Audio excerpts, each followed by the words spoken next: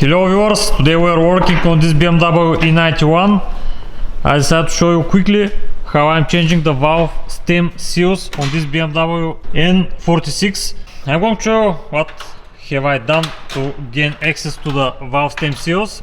As you can see right now, we are missing all the camshafts. By that I mean the intake, the exhaust and the valvetronic camshaft. So let me show you how I have removed everything, because most of the people are scared to work on this engine because of the valvetronic.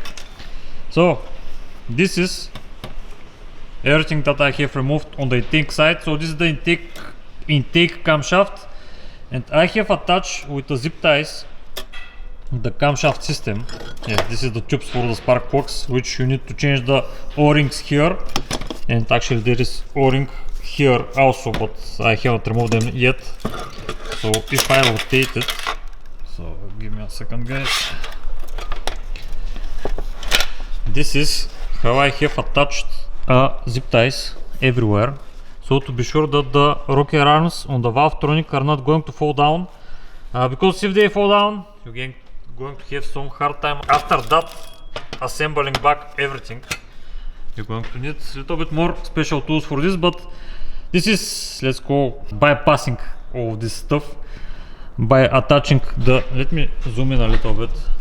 So this is the rocker arms of the valvetronic. As you can see, on all of them I have put roughly two zip ties. I know probably with one zip tie is going to work out, but I want to play it safely.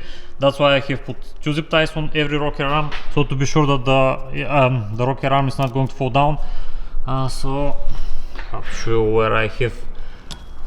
Here it's seen where I have put the zip ties, and this is going to hold the whole assembly in one whole unit, the whole plate, which is holding the intake camshaft plus the eccentric camshaft for the valvetronic. And the bolts you're going to need to remove everything. You're going to need to remove actually nuts, not bolts, the nuts on the side of the plate, also here, and this one only on these caps, the right ones, or on the left, I don't know, you see where they are. These nuts you should not touch them, because after that everything going to fall apart once again. So only these nuts on this side, and there is one more nut here. So once again, these nuts on the end of the plate, and the nuts on these caps. These ones should stay in place, so to hold everything in one piece. I'm not sure you guys think the zip ties because they are black, but yeah, as we can see the springs are sitting in place. But the most important thing is the spring to be attached in the rocker arms, as we can see in these beds. So if they are not attached there, you're going to have some issues after that with the springs. And this is how to remove it without removing separately everything. This is much more easier to do it like that. And yeah, I have removed the chain tensioner, also the both gears, the both Vanus solenoids. Actually this is not the solenoids, this is the, I don't know how they were called, but the Vanus gears for the intake and the exhaust camshaft.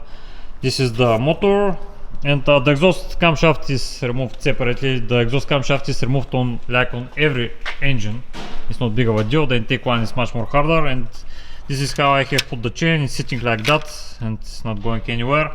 I have put it on paper, so to be sure that nothing's going to fall down in the open.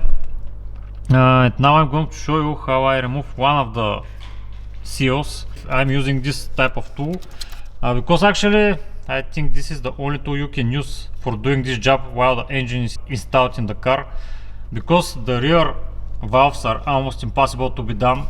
You are not going to have any room to use a lever there.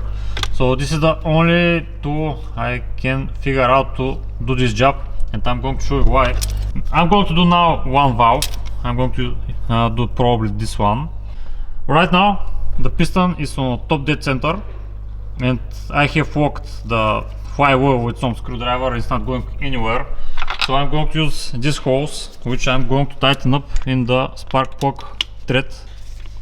And yeah, we're going to use a compressed air inside, so to be sure that the valves are not going to fall down. Actually on this engine I'm pretty sure that if you put the pistons in the top dead center, the valves are going to not fall so much down, and you're going to be able to do it. But I like to play it safely, and that's why I'm going to use a compressed air to be sure that the valve is not going anywhere. So now I'm going to attach the air.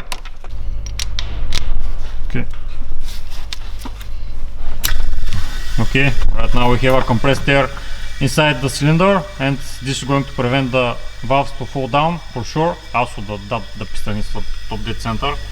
So now let's say this is probably going to be much more visible for you guys to see what I'm doing, this intake valve. So let me put you on a stand and show you how it works. Let's try to compress this spring here. This is the first valve which I'm going to do on this cylinder, the first intake valve. Here is kind of important to have the same angle that the valve has while you're compressing the spring, because if you have a totally different angle, it's possible to make some damage to the valve stamp. So that's why it's good to have as close as possible angle that the valve has. Most of the time it's not possible, because on this engine especially the exhaust ones which are in the end of the cylinder head are really hidden in the back. You're not going to be able to do it, but still you're going to try to do it as close as possible. So now let's compress it. Yeah, I'm just going to use this electrical ratchet.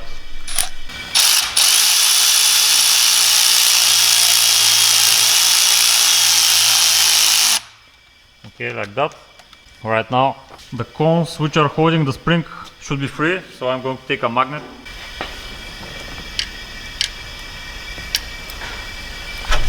Okay, this is the first cone. There are two of them.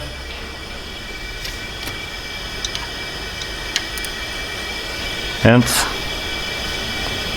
this is the second one.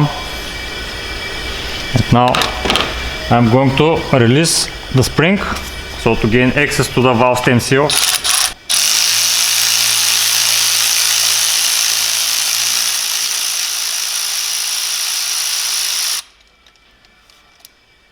Now the spring is free. I'm going to move this aside. I'm going to remove the spring out far away. So this is how the spring looks like. It has a taper, or I forget how this was called, but tensioner plate or something like that, which the cones are going inside here, and this plate is holding them in place.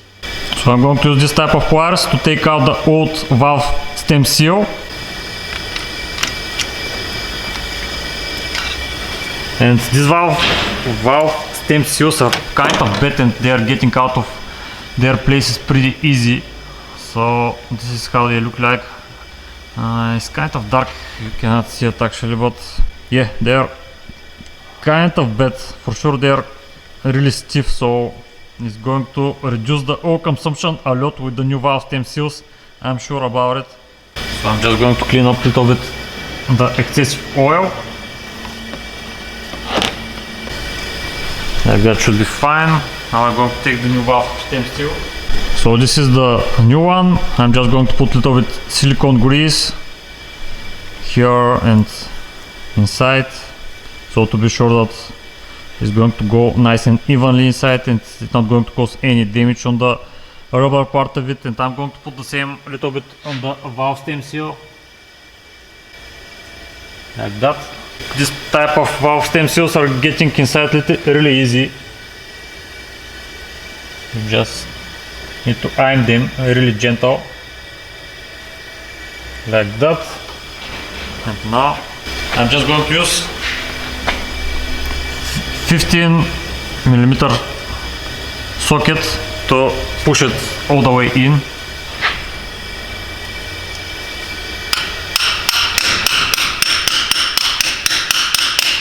Like that. So now I'm going to reinstall the spring and going to push up once again with the electric ratchet.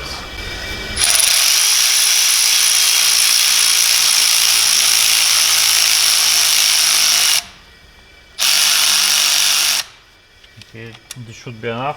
So now we're going to need to install the cones. Okay, so for installing the cones, I'm going to use these small tweezers, like that. They're with really sharp ends. So I'm going to try to move my hand out of the camera, but okay, the first one is in place. Now the second one. Okay. Hopefully you're seeing what I'm doing. I highly doubt.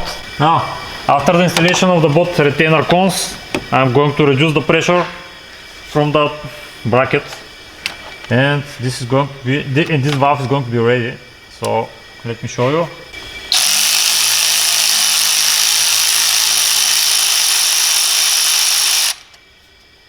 Once again with the 15mm socket, I'm just hitting it to hopefully sit up a little bit better the cones if it's needed. Most of the time it's not needed, but just to be sure that everything is fine.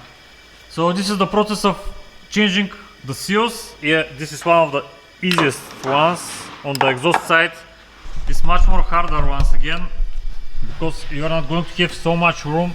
These three exhaust valves are really hard to be done, but it's not impossible. I have done it. And just to show you the tool that I'm using.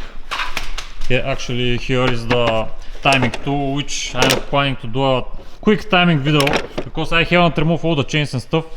This car already has a timing change up, and I'm just going to show you how quickly to time up the engine when you are doing this.